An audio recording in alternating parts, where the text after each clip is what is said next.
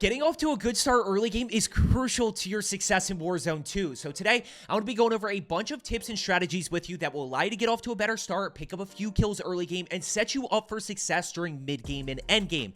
Now, before we jump in here, if you find this video at all helpful, make sure to subscribe below. I do videos just about every single day for you, trying to help you become a better player. And most importantly, I've got two follow-up videos to this one. One, of course, covering mid game, and one, of course, covering end game, probably in the next week or so for you. Now, starting off right here, let's quickly run through landing spots. Al-Mazrah City is going to be a hot drop, especially in the high-rise area, kind of dead smack in the middle. Hydroelectric tends to be a hotter drop. You generally have somewhere between 2 and 5 teams landing there, and Observatory is going to be your hottest drop right now. This is your Superstore in Verdansk, your Peak in Caldera, your Prison and Rebirth. Next up, we take a look at Marshland, Pass, Village, Saeed City. Those are kind of your mid areas. You may get 1 or 2 other teams, or maybe you get nobody. And then everything on the outskirts is generally a much quieter area. You may get 1 other team, but most likely there's not going to be a lot of action. Some of that does depend on the plane. Now, when we talk about strategies, the most important thing to understand in this game is that cash is king. That allows you to buy your primary gun, allows you to buy UAVs. So I'm always landing on one of 2 contracts. I'm either landing on a bounty contract or I'm landing on a safecracker contract. This ultimately depends on how aggressive you want to be. Bounty contracts are great. They give you a little bit more cash, plus you can pick up kills. Generally speaking, they don't go too far, and we'll see that here in a second. The other thing I'm focusing on here, and I just want you to keep this in mind, is a vehicle, right? We all complain about mobility in this game. Vehicles really helps with that. So right here, we've got we've got 2 bounty contracts, and we've got a car.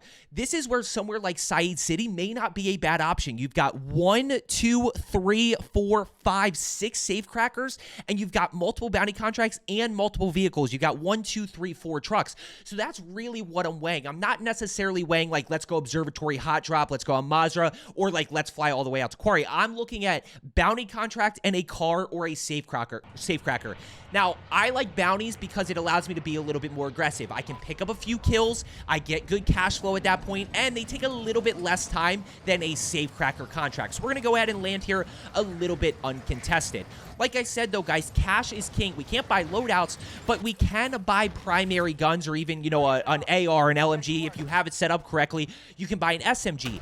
Now, right here, as soon as we land down, we grab the bounty contract, we see that they are over in Hydroelectric.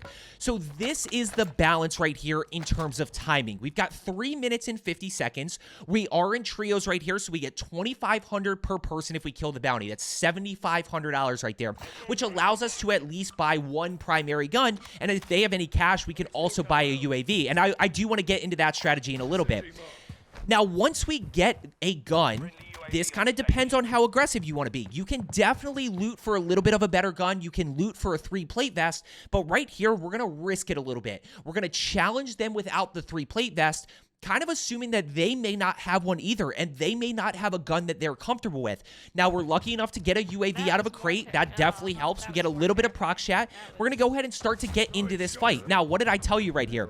Hydroelectric. We clearly have 2 different teams right here, so that's just something we want to be aware of. We're going to go ahead and push up, and when we talk about early game, guys, play as a squad. Don't split until you get your momentum at the earliest. A lot of you probably should be playing together as a team. So right there, Zach goes down. I'm going to quick revive, but notice the mini-map right here. We've got multiple enemies pushing up right here. We still don't have 3-plate vests, so it's something we do have to keep in mind. I'm going to go down. Zach's going to trade. We get the team wipe right there. But notice that we still have the bounty contract, right? So we don't have a ton of cash flow just yet. And when we talk about vehicles, guys, I just want to quickly help you understand this. Sometimes bounty might still be flying away. If you grab a bounty contract, you need to find a car because you want to drive over to that person. You don't want the bounty to get poached. You need that cash from killing him. You need the full cash from killing that person to really get that game going. So now we're going to go ahead and push over towards this bounty contract. We got 1 up top, and we can really start to push in. Once again, paying attention to vests right here. None of us have a vest. We got to be a little bit more cautious, a little bit more strategic about how much damage we're going to take. We're going to go ahead and flash. Oh, it's snapshot. So we can go ahead and push on roof. One thing I do like about Hydroelectric, the different levels. Now, right there, we got bounty complete. Notice for me, don't really have a ton of kills yet, but overall, as a squad, we've probably picked up 5 or 6 thus far, and look at our cash right here. Now we've got good cash flow going. So let's go ahead and talk a little bit about buying a gun versus buying a UAV. Now, especially early game, in my opinion, the UAV is more valuable, especially if you're comfortable with your floor loot. So your magic number that you should be looking for is $9,000. That will allow you to get a primary gun, one person on your team to get a primary gun, and of course to get a UAV, because, you know, information is so hard to come by in this game. It's very hard to figure out where people are. Audio's not great. We don't have mini-map pings from weapons being fired. So when we get a UAV, that is a huge advantage. I also want you to pay attention to Zach here. Zach is already thinking ahead. Hey, TCap's going to go ahead. He's going to buy a primary gun.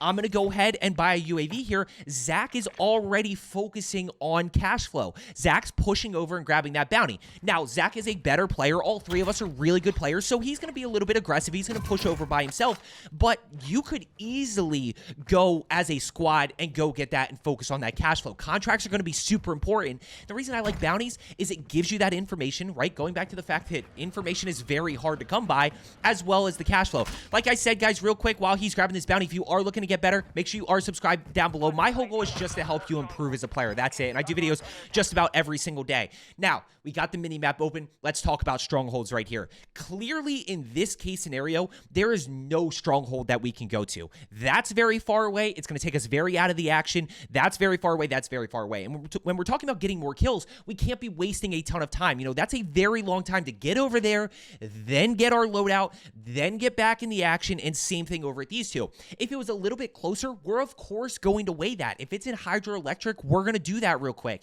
If it's in marshlands, we could probably drive over to that and complete that real quick and get our loadout guns and our perks. Keep in mind, we don't have perks unless we complete a stronghold or we actually get our loadout.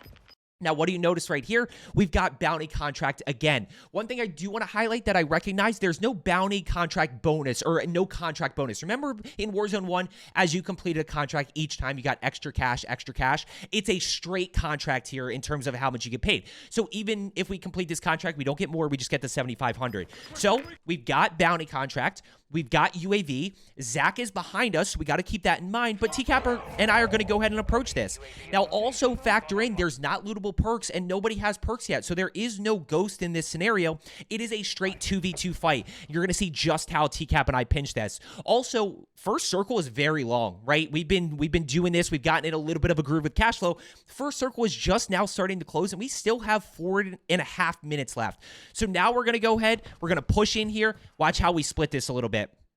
Yep, they hear us a little bit, and we got prox chat, so we got UAVs, and we know that they're not here. I think that's what I wanted to highlight with prox chat is he said, "Oh, I hear somebody," and then he goes, "Oh, I think that's you." So they don't actually know that we're here. TCap's gonna shoot from there. We're gonna grab that guy right there. We're gonna keep shooting around the corner, and there is the easy team wipe. Once again, we've got really good cash flow right here. We've got the self revive, and now we can start to push. Now we can start to figure out what's going on, and I think we all have 3 plate vests. So now we're in a groove, right? We're still talking early game right here. We're still talking this first circle. But now what do? There's no bounty contracts. You know, this buy station right here isn't exactly a good one to go hit, or it is a good one to hit, but we can't buy a UAV because of the limited number of UAVs that we can buy. By the way, real quick for you, just a little quick tip. We didn't try it out right here. We did try it out a little bit later on in the night. There is a glitch, I think it's a glitch or a bug, where you buy a UAV, you buy like 1 or 2 stacks of plates, then close out of the buy station, then open it back up. There might be another UAV there for you. So now we're going with the TAC 56, and now we can start to focus on getting guns we're really comfortable with. I've got the Fennec, which is great all the way around. I really like it, especially in solos, duos, trios, because of the pace of play. Biggest issue with the Fennec in Warzone 1 was the low mag size, fast fire rate, but you always had to reload. You can get away with it a little bit more because of the slower game. Now, we're just wandering a little bit. We don't really know where anybody is, and TCap goes, "Hey, I got prox chat over here."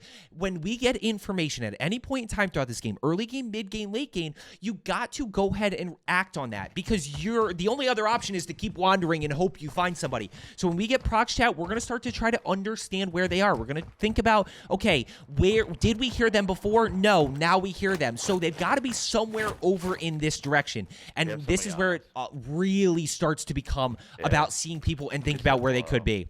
I don't know where they are just yet. I'm going to go ahead and push up a little bit, play a little bit of high ground, and let's see how we go about finding exactly where they are. I think this is a place a lot of you struggle. like I said, throughout the whole entire game, early game, mid game, late game. So we're just trying to see. Not 100% sure. We're trying to check buildings, see if we can get any audio cue. Notice we're not getting prox chat. And right there, we got TCAP using the recon drone. Guys, recon drones, bomb drones, actually very valuable. And that's something I should add to my list of when I do a video, which will be soon, on how to go about finding people. Recon drones and bomb drones are very good for figuring out where people are. He's going to go ahead and ping that building. And now I know that there's a few people around here, right? I know it's at least a full team. I think somebody at comm there might be more. You know, maybe TCAP did. I'm not 100% sure. So we're going to play this a little bit more cautious.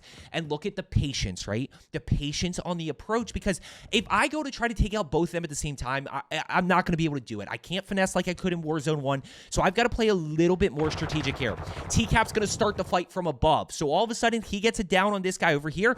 Now we're in a really good position. I'm going to flank around, right? There's enemy number 2 right there, down and thirsted. Now we can go ahead. Low ammo, so I got to keep that in mind. But we swap to the Fennec, and we know that there's still somebody around here because we still have prox chat. So that's where we're really using prox chat to our advantage to go, okay, we don't know where he is, but we know he's somewhere close by. Now we've got one across that Zach went and got the down. Still no team wipe just yet. Still no, there's a wipe, but we still have that guy on prox chat. We have no idea where he is. So we end up not being able to figure it out. We end up, you know, kind of pushing around here. We're looting up a little bit. I'm going to go ahead and grab the Vaznev, and then I was like, no, I kind of want the Fennec. Now right here, still have prox chat. Watch how I clear this building. Watch how I clear. Nothing in there. Okay, is he up the stairs? Nothing in there. Look at the centering. Look at how I'm putting my crosshairs where I think he's going to be. Anticipating in there. Anticipating there. And look, guys, I'm just ready for this guy to be here. And I'm just going one room at a time. Clearing one room at a time. One corner at a time. And hoping that eventually I run into him. The only thing that I'll tell you is when you're clearing a building, and I want you to work on this, is when you break through that door, you got to be ready for that guy to be in there. Because if he is, you've got to be ready to go or else you're going to get fried. So when you are breaking through these doors, clearing buildings, you've got to be ready. Now, right here, look at our cash flow, right? We've got really good cash flow thus far. We've got 10 grand. 10 grand between TCAP and I. We've got 13 total. So now we can go ahead and start to buy primary guns. Like I said, primary gun and a UAV is the focus. I'm always going to prioritize UAVs because of how good the floor loot is, right?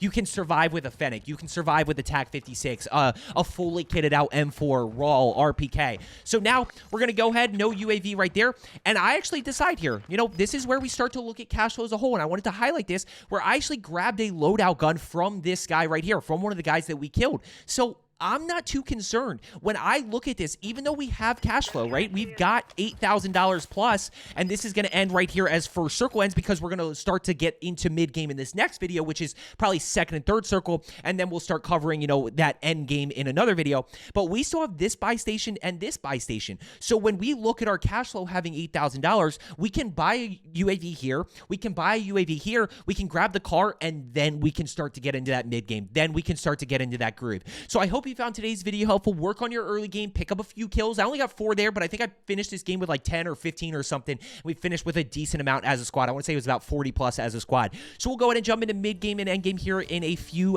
days. I hope you found today's video helpful. As I always say, and if you made it this far, make sure you hit that thumbs up button. As I always say, let's get better today, and I will see you tomorrow.